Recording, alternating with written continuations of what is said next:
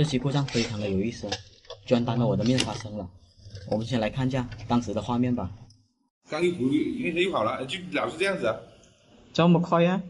这很好，很快的，它就卡一下，转一下就好，转一下又好。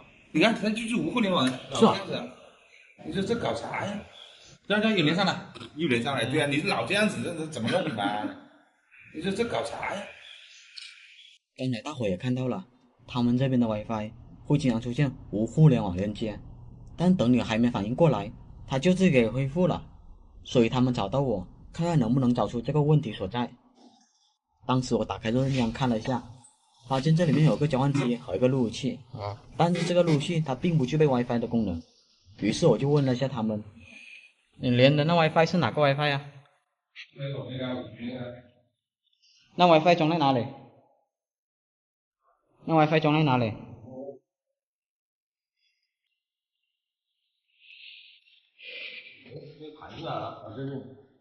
我看人就在这里。当时我大概看了下，这 AP 并不差，而且这边也没有几个人连接，这样还一直掉线的话，那就不对劲了。所以我打算进后台看下它是什么情况。我进来了后台，大概看了下，总共也就11台设备连接。我又看了下它的信道情况，也没有发现其他设备正在使用这个信道。接着我又看了下系统的运行日记，也没有发现宽带和 AP 的频繁断开记录。既然后台无法查到这个问题，那我只能从线路方面开始查了。当时我看到 AP 是接到这个交换机上的，交换机上面的网线我也搞清楚了，除了电脑就没有接任何设备了。这个交换机的主线则是接到旁边的网络地插上了，看来这边也没有任何问题。那我只能去热电箱那边看下能不能找出问题所在。我大概看了一下，光猫是接到这路由器上的，路由器其中一条线是接到旁边的交换机上的。这样的话，热电箱这边也没有任何问题呀。那我只能用电脑接到交换机上开始长拼，看看它断开是内网问题还是外网问题。这里我电脑同时拼了外网和内网，然后又去 AP 的地方开了一台电脑，用同样的方法拼内网和外网。就这样大概拼了10几分钟左右，果然就出现了异常，外网和内网居然同步的丢了几个包。然后我又去热电箱那边看一下我的电脑，我翻了下拼的数据，发现这边是没有丢任何的包的，看来范围缩小了，热电箱这边是没有任何问题的，问题出现在 AP 那边。于是我就来到 AP 这边，经过刚才的线路排查，我知道他们的主线是接到这个地插上的，那很可能是这个地插有问题，因为有些地插确实容易导致接触不良，但是也可能是里面的模块没有打好。不管是什么原因，我都要把它给拆了，看看里面是什么情况先。拆开后我才发现，网线居然推角成了这样。大伙儿别看这小距离的推角，之前我就遇到过这种情况。当时我用寻迹仪给网线测了下，1到8星都是通的，但它总是1000兆和100兆之间来回的跳。后面拆了面板才发现，是网线推角严重导致的，所以这个问题要处理了。但是刚才轻微的丢包，更让我倾向于是接触不良。我征得他们同意，我就舍弃了这个地插，直接给网线打上了水龙头，然后直接插到交换机上。到后面我在拼的时候，确实就再也没有丢过包了。不过有意思的是，它这边的 AP 是 DC 供电的，并不是 PoE， 所以 AP 断开了短时间内，路由器的运行日记是不会记录下来的。大伙可以试下。总的来说，这种故障还是挺隐蔽的，断网时间就那么几秒，让你查无可查。但大伙用我这个方法，先排除运营商的外网，再检查我们的内网，如果还是没有找到问题，那么就用更换设备法，这样的话基本问题都能得到解决。好了，希望我的方法会对你有帮助。这是我2022年5月份拍的素材，想必大伙已经察觉到这些监控画面不对劲了。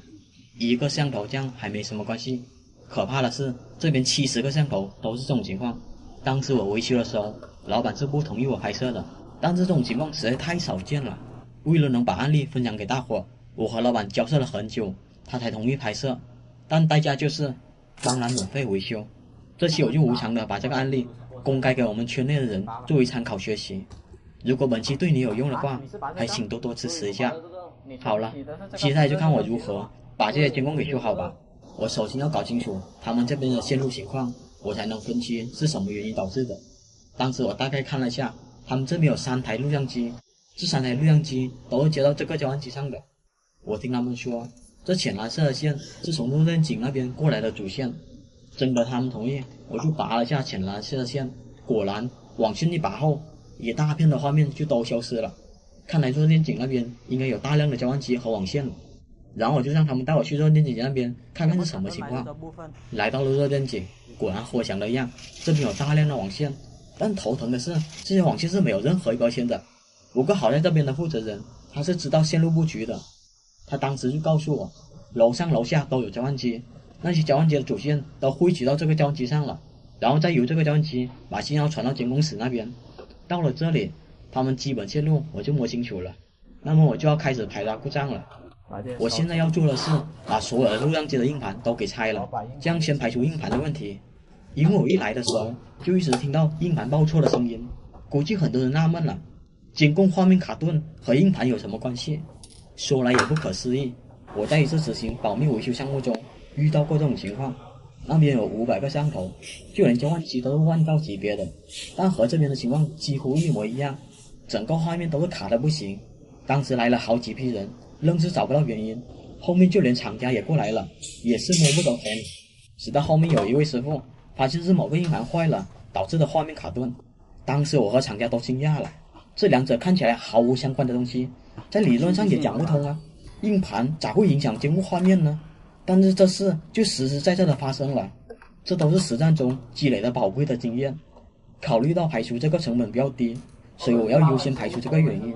后面硬盘全部拆完后，再次通电的时候，没想到画面还是非常的卡，那么硬盘的原因就被排除了。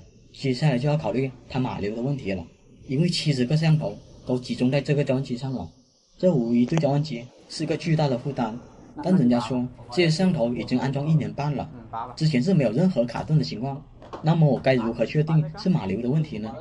其实方法也很简单，我这边随便拼几个摄像头的 IP 地址，看看它的拼有没有丢包。当时我拼了3个摄像头的 IP 地址，拼的延时都在10几20左右，但有少量丢包的情况。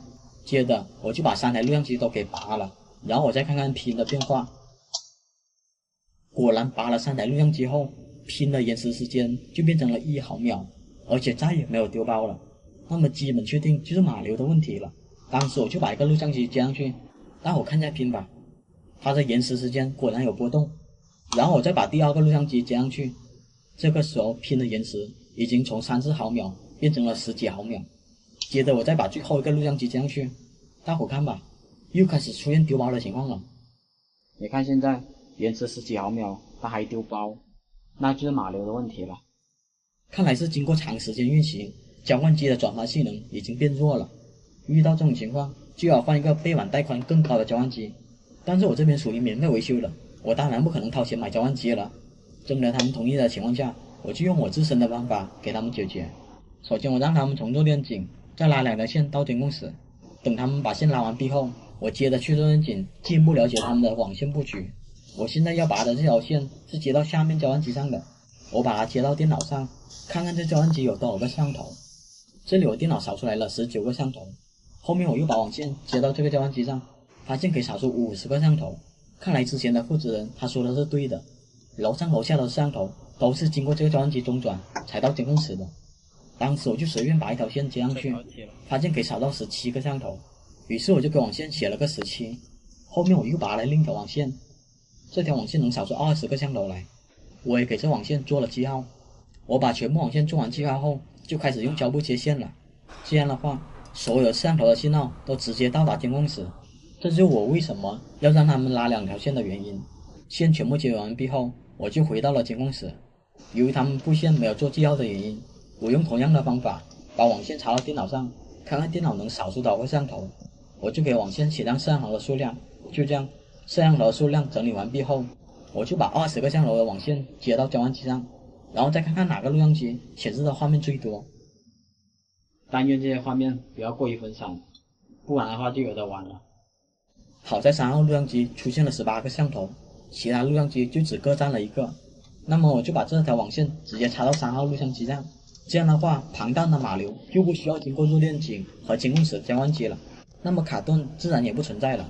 至于其他画面如何迁移到这个录像机上，这个是做热链的基本功了，我就不多赘述了。后面2个录像机也是一样的步骤，我也跳过了。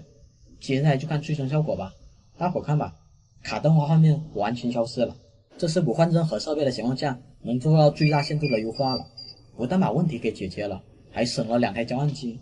当然，我往期还有很多案例，如果喜欢的话，大伙可以翻翻看。